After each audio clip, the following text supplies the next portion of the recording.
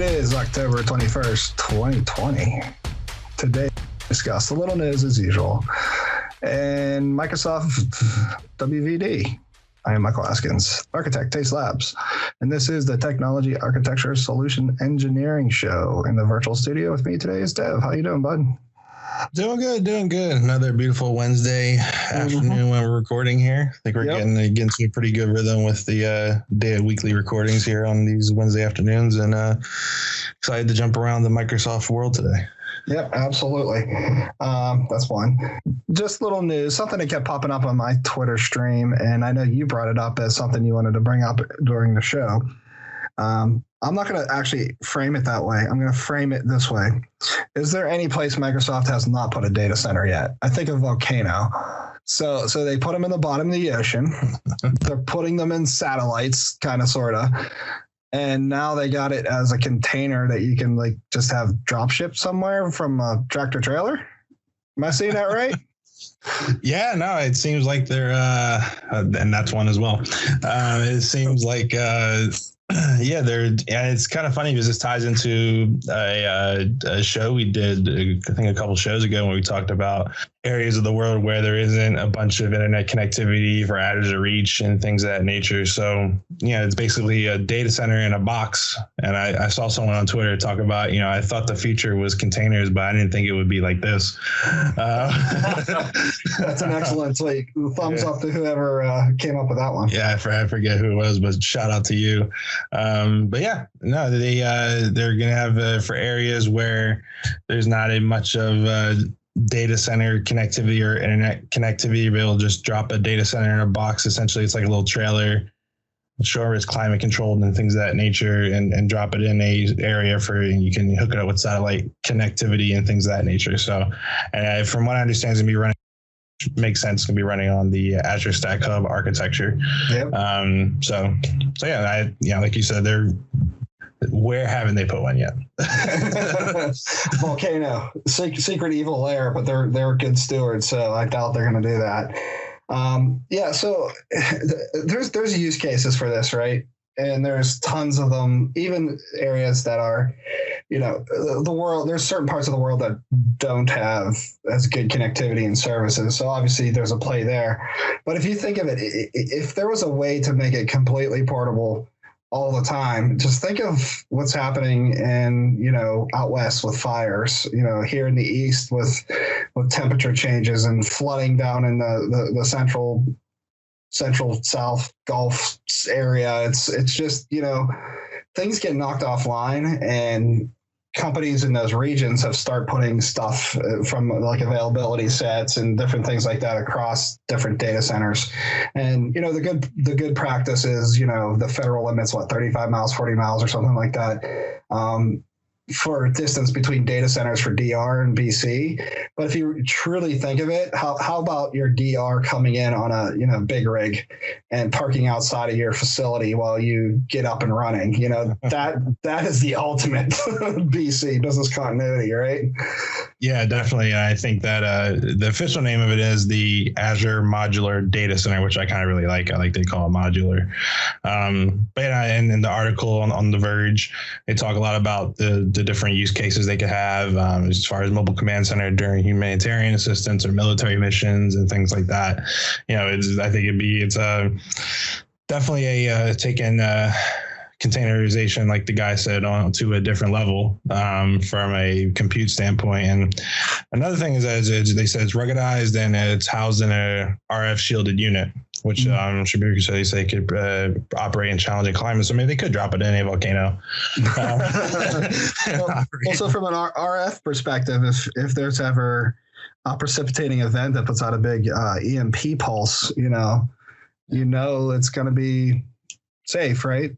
Yeah, definitely. I think definitely takes it, I think it's going to be really interesting to see it in action, and I'm sure there'll be customer stories over the next year, I would presume, as we see, and maybe they'll talk about more at Ignite, which is, I'm honestly surprised they didn't announce this at Ignite, considering all the other Azure stuff they had talked about. But And I think that from what the article says, the first partner is going to be SpaceX, and hooking up, kind of connecting with Azure Space or whatever, with a satellite broadband frequency or whatever they're going to use with SpaceX's Starlink. So, yeah, I think it's really cool. It's going to be interesting to see how it works and what the feedback is. Yeah, that's the thing that stuck out to me too, as well, is the SpaceX tie.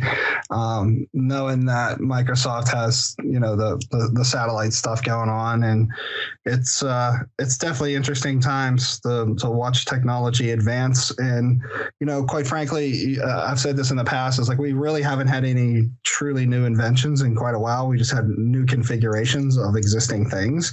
I mean, there are, I say that hyperbolically, but when you see how people are applying the data center technology and virtualization technology, and now like cloud, and bringing cloud to the edge and allowing people to do the same stuff that's in the cloud on the edge. Even if you look at the full Azure stack line with the backpack stack that you can trudge around the world and have a little bit of Azure in your backpack. I mean, that's huge when it comes to innovating and getting stuff close to where it's needed. Because we all know, like, the conversations we have in the day job, everything's not a pure cloud play 100% of the time. It's usually some sort of a hybrid scenario, or some sort of, hybrid or edge type of a scenario. There's always some component that isn't in the cloud, or it's tangentially attached to real people in real places. So, this is just yet another thing in the arsenal that'll allow Microsoft to get their footprint out there, right? And the picture in the Verge, the biggest complaint I have about this news is, like, it looks like they actually have the unit, the MCD, sitting on a runway of an airport.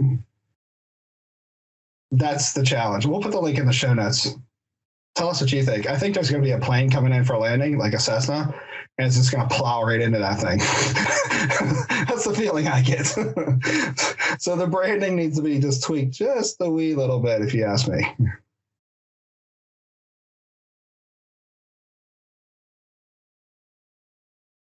You back? Yeah. Yay. I'm back thanks to Netgear and Comcast, not a sponsor. So I'm going to leave that bit in. Oh, geez. Yeah, that's the perils of working remote, right? Occasionally your stuff does its own firmware upgrade right in the middle of the day, right? Yeah. It's it's the first time it's done that. I decided to have a mind of its own and restart during the middle of the day. I'll be in the middle of a recording as well. Yep. So fun times. We're getting a very bad track record of getting complete recordings laid down. Oh, geez. Okay. So yeah, I was saying, just kind of capsulizing, and before we move on, the MDC, as it's called, the Modular Data Center, looks like it's in the picture sitting in the middle of a runway. And looks like the little power pack's sitting there, like this little power grid thing. Like I'm fully expecting that plane behind there to try to taxi through it. Like final action sequence of a movie or something. Exactly. Like that. Well, on the other, the picture above, they have it just sitting in like a grassy field or whatever. Yeah. Which, it's kind of like the same. But I like the about the. And the caption for the runway is Microsoft Data Center will operate in a variety of environments, including inbound air traffic. That's definitely good. So one of the things we wanted to talk about today, and we're going to try to keep this, within the realms of reason, because we're going to have another one come out here like back to back. We wanted to talk about some of the things that we consider when we're working on Microsoft WVD projects, and things to consider, because there's things that people often don't consider. And, we have several of these ongoing right now, projects for the day job. And one of the things I wanted to just kind of socialize out there, things that you need if you're a customer, things you need, or if you're not a customer of ours, like a customer of Microsoft. if you're not a customer and you administer and you're going to try to do this on your own, some things that you're going to want to have considered. So let's start off with giving a 40-second description of what Microsoft WVD is. And I'm going to hit the bell. You got 45 seconds. Go. Yeah, so my Microsoft WVD, or Windows Virtual Desktop, is a virtual desktop infrastructure solution, VDI for short, which mimics a lot of the other solutions out there, such as Citrix, VMware, all the other proprietary branded solutions. And it's essentially a way for organizations to have a bunch of users remote into virtual environments and have their own desktop and apps and however you want to configure it, and be able to operate on a day-to-day basis without giving them a huge bulky client. Excellent. So some of the use cases that we typically see now, the use cases can be grand. So you can have everything from like massive compute with high res graphics for like engineering and med, like health and life sciences, stuff like that. So there are images for that stock out of the gate. You can do that. Though the challenge becomes, the cost at that point. But a lot of the people we're seeing trying to leverage this are your regular business, your business that has knowledge workers, or they have a set of tools and softwares that are just best not having sitting on servers. So you don't have to have the care and feeding of the server and then the care and feeding of the clients for each one. There's a lot of overhead in that. So you can simplify what that looks like by either moving the server to the cloud and then having the desktop sit next to it with WVD. But there's things that we have to consider, right? So like the first thing people think is it's just a computer in the cloud. I can launch my RDP session and go to town. That's not necessarily true. I mean, it is true, but that's a vague generalization of it. So there's more to it than that.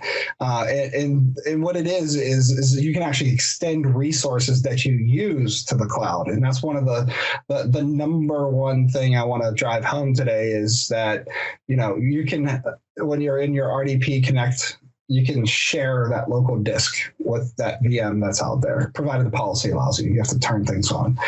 Your printer, you can pass through print, because printing and WVD is a little bit different than if you use the native printing. And Dev, do you remember what that printing is like? Yeah, and a lot of it depends on how you're at, what avenue you're using to access that particular session host or WVD pool. And I think knowing this, and Microsoft knows that there's differences, is that depending on, they have a little chart on one of their doc sites laying out what's available in which client, and I think a lot of times for printing is available to be redirected via the Microsoft Store client and the Windows desktop client, which is named, they have weird names for them right now. It's not very ambiguous if you haven't used them. Those are the two where you get printer redirection. And you can also access the remote desktop through the browser with WVD. But what happens there is that if you want to print, you have to print to your local, basically it's saved a PDF essentially, instead of printing or sending the document directly to the printer. So you would save it to your desktop and then send it off to your printer. So if you want to redirect print, definitely go via two of the desktop clients. Yeah, the desktop client native with 10 or the one available through the store. So that's important to note, because a lot of individuals think that, okay, so I'm just going to enable my users. I'm not going to buy desktops. I'm just going to give them tablets or iPads, and they can access their desktop and go. Well, you're kind of saddled with a couple different things. If you have an RDP client that can act as a traditional desktop client, then that's great. It works fine. Do you have a printer attached to your tablet? Likely not. But I mean, well, first of all, it's odd that we're talking about printing, because it is 2020, almost 2021, and we should be minimizing as much printing as possible. And you can see that as evident in the clients have the emphasis on, hey, just pull it to a PDF because it's very likely that you're just going to have to share it. And then somebody asks, well, I have to sign it, so I have to print it off. That's not true. There are products out there allow you to digitally sign it, even with your own signature. Adobe has them. There's other manufacturers that have them too as well. So the likeliness that you're going to have to print something will go down over time if it's not already. The times that you do need to print stuff is like when you have packing lists or things like that you need to like physically send or do things with, or if you need to take a hard copy to give to someone that you're not going to digitally have it. Now that in turn lies the next challenge that I like to bring up. It's related, but I think of it separately, is are there specialty printing devices that are required? Now, it's okay if you're doing pass-through printing, but there's these zebra label printers. I know a lot of laboratories, Dexter got into my mind. But there's a lot of laboratories that use those zebra printers, and a lot of life sciences that do it for samples, where it just comes squirting off the printer, and you attach it to the specimen container, and you're good to go. So the challenge is if you're running, like say you outfit a medical group with just tablets, well, it's just going to send it to PDF. You need to somehow have it go to that Zebra. So there's things you need to think through. There's third-party software that helps with this too as well. So keep that in mind. The next bit I wanted to bring up, and I know this is a challenge. I know you know this answer, so it's very leading. What about other USB devices? Can I use those with my Windows Virtual Desktop, Dev?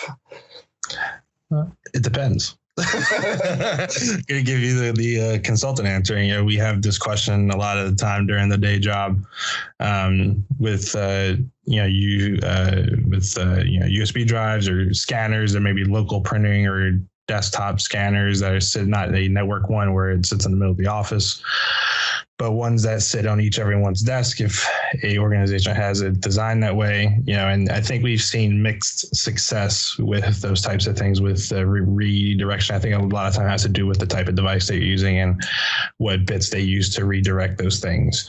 So I think it's more on a case-by-case basis. And when you're trying to test USB redirection, test, because it's not going to be the same for each device. Exactly. So if I take my day job's Windows Virtual Desktop, will my Stream Deck work? I don't know. I haven't used Stream Deck. So I go back to the original answer. It really depends. So when you're looking at USB specialty devices, the thing you need to have in consideration, like when we have an engagement, we'll have a session with the customer, and what we'll do is we'll start talking about, like, what do you have connected to your machines? What are your people doing?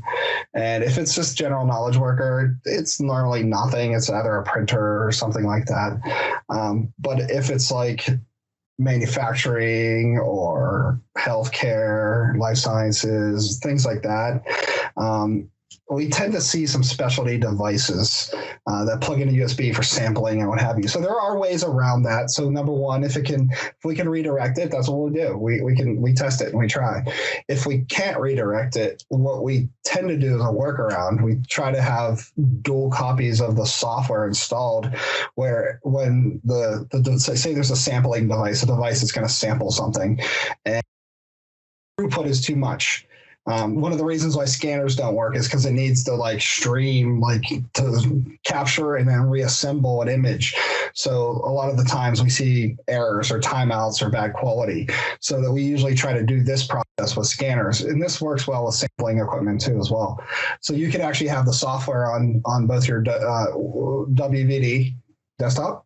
You can have it on your local desktop, but the output is sent to a shared place in the cloud. So you can do all your samples and all your testing, and it'll send the output to a place that both clients can get at. So then if you just need to do analysis or review or what have you, you can do that from your Windows Virtual Desktop instance of that software. So that is a workaround. I will say that there has been challenges to that from the day job clients now and again, and it usually has to do with some of the software is on a per install basis. So when that happens, if you're having to install the software twice for each user, that's not a sustainable solution. So then we have to come up with something a little bit more creative. Yeah, no, I agree. I think that, where you weren't counting any of that, about half of the day job right now is WVD. Yeah. So seems like it. Yeah. Yeah. And I think circling back to one of the earlier points you made is that we see a lot of times with organizations that WVD seems to be a good tool for them, or any VDI solution for that matter, but WVD is our preferred choice. That they, a lot of times you don't need, you have people come on part-time for seasonal work or things like that. And it's easier to get them spun up and ready to go instead of spinning up and imaging a hard system and things like that, to then just pop them into get them a bunch of stock thin clients, or if you have security where you can let them use their own personal computer and remote into the VDI with WVD. We see that a lot of times too. So, where you need to burst at certain times of the year, we definitely see that a lot of times with companies.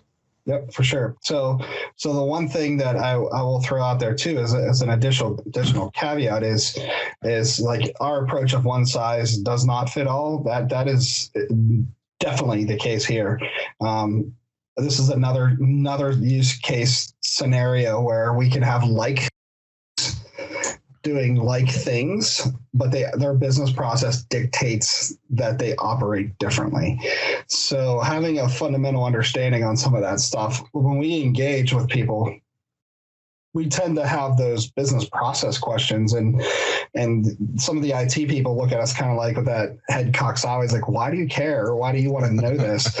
Well, it's because we need to know how you operate so we can make it work for you the best and most efficient way we can make it work for you, because we want that end user experience to be like super good. Yeah, I think that we definitely a lot of times we definitely get that crooked head bend down to the side. What are you asking this for? For the why when you're using it, things like that. Because at the end of the day, it's also what's best for you, but also we want to optimize the cost as much as we can too. So if it doesn't need to be on 24/7, we can shut it down for a couple hours every night for updates and things of that nature. We definitely want to take advantage of that time and make sure we get the best be spend efficiently. So yep. I think that's also a big deal as well. Yep, agreed. 100% agreed. So that in turn lies to the next bit you brought up is people think that once you get a Windows virtual desktop, you set it and forget it. It is not, right? So you have to maintain the operating system and the applications. We have a particular deployment that they update their software, not just the Windows OS, but they update their software either weekly or bi-weekly, depending on the time of the year. So that in turn kind of scuttles a gold image, right? So your gold image is only good as it is updated. So having a process in place to make sure that you're getting those updates out there, or the availability of them to be updated upon launch or provision. So you bolt on a new person and the image is, the gold image is a year old. You're serving them up an old image. Maybe the OS is up to date because of some of the back end stuff that happens in Azure, but you need to consider not just Windows. You need to consider everything else too as well.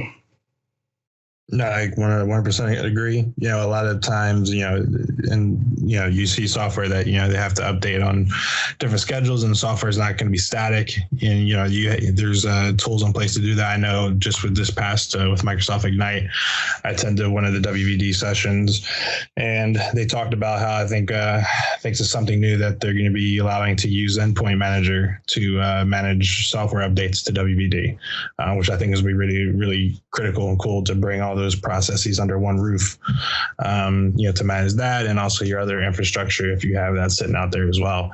And another, especially with software updates, you can also, when you are creating your WVD environment, you can also do you create different host pools, and one of them can be a validation host pool, which is a setting you can pick when you configure the host pool, so that way you have the ability to, kind of a dev and prod type of situation, so you can test your updates before you deploy them out to your users. Yeah, that's critical, because a lot of companies that we deal with have governance and compliance where they have a certain time frame to get updates out and they want to test them, but they also don't want to like cripple their productivity of their people. So that's a good call. Good call. So WVD is definitely on an uptick. I would like to think that it's not because of the pandemic-y things that are going on. I would like to think just because it's good tech, but I think some of the rapid motivators have been that. The thing I find interesting is that it's become sustained. So like we're having net new calls now, like 7 months out or 8 months out from whenever this all kicked off, 6 months, whatever the time frame is, it's all a blur at this point. But we're still having net new conversations like, yeah, this virtual desktop thing, it might be useful. And yes, it definitely is. But, we're going to actually ask you, do you really need to provision Windows virtual desktops? Or can we provision WVD to, serve up the application itself? So let's virtualize that app and then, have that user be able to go to that same portal where they would mash on that button and get a desktop. Instead of that, let's have them get access to their apps. I think that's kind of clutch too. It's not new. Citrix has been doing it for like ever. But I think that the refinement of it in Azure is to the point where it's not just ready for prime time. It's ready for adoption. Yeah, no, I think for watching the path of WVD, I definitely think it's definitely taken a big leap this year, in particular with some of the bits and improvements they've made to make it more of a primetime ready solution, like you have said. Yeah, and I think different use case. If an organization needs we tell them if you need that full desktop experience, or we just need to virtualize the app itself and not give the users the full desktop experience. I think that's also a conversation to be had as well when you're designing this, to make sure that you're giving the appropriate experience to your users. So when we start looking at that, one of the other things too is that there's an opportunity to refactor your application and not use either of those and just create it as a web service. So there's possibilities there too as well. But the off the shelf stuff, that's the stuff that you want to have in WVD. You want to have your off the shelf accounting system or your off the shelf insert whatever here. Productivity tools or marketing and media tools, things like that, the stuff that you really like, you don't own the code and you can't like re-platform it or re-architect it. It absolutely has an opportunity to be on a Windows virtual desktop or just have that app virtualized. Yeah, and I think that a lot of times I think you talked about in the previous show that we're seeing a lot of calls come in as far as you leveraging this for developers, so they don't have to give them that big beefy machine, with the 20-pound machine where you can kill somebody with it, and, or you get stopped in TSA when it's scanning when you put it through the conveyor belt thing.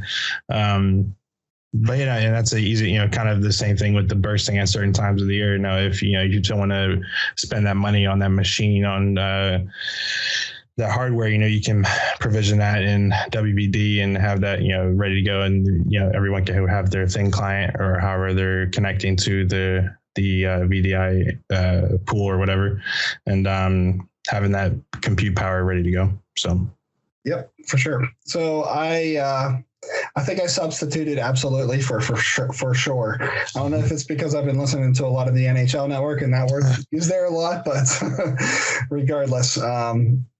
We'll have to start counting that one too for me as well. Speaking of the NHL, is complete sidebar, but happy trails to Doc Emmerich on his retirement. Yes, it seems weird to not see him call games anymore. So especially, and it's kind of it's unfortunate since he didn't get to call this year's NHL Stanley Cup Finals as well, since because of pandemic, things of that nature. So good luck to him in his retirement. That's a most excellent call out. Keeping on that sidebar here, aside from we're Pittsburgh fan, I'm a Pittsburgh fan. You're not.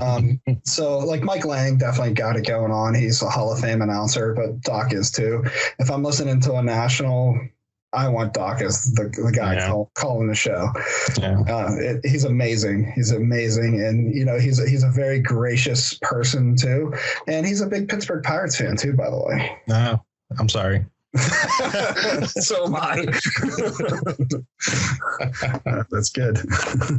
On that happy note, let's talk about our video of the week. We're going back to Channel 9, and we're gonna put out there something that came out yesterday that I queued up and I watched early this morning, and I thought it was worth bringing up, since there's several conversations we're having around Kubernetes and containers and things of that nature. So timely, there is on the .NET show, Azure Functions on Kubernetes.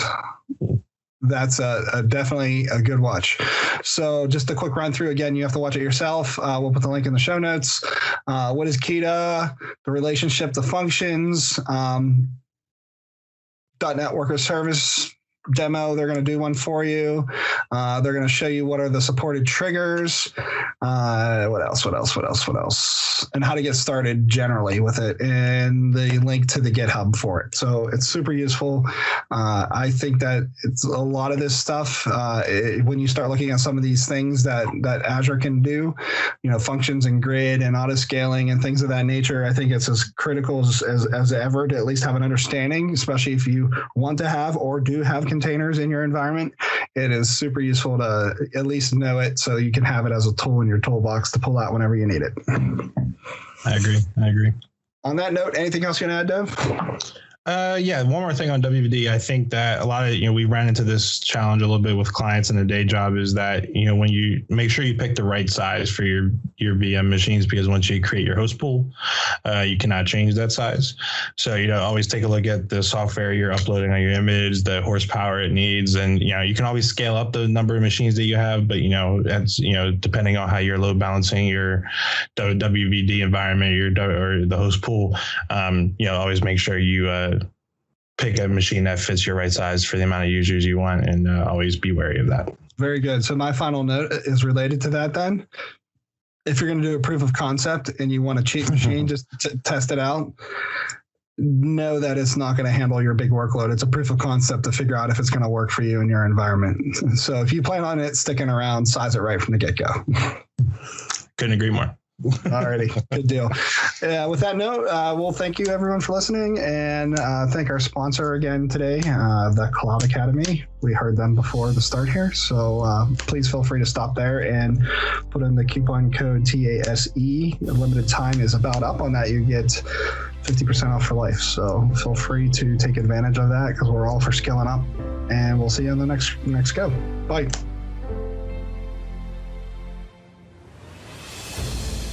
Today's show is produced and edited by TASE Media, written and directed by Michael Askins, graphics and artwork by Motion Array and ABS. All topics are for information and entertainment purposes only.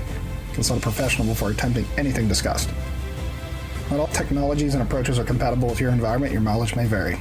Visit show notes for terms and conditions.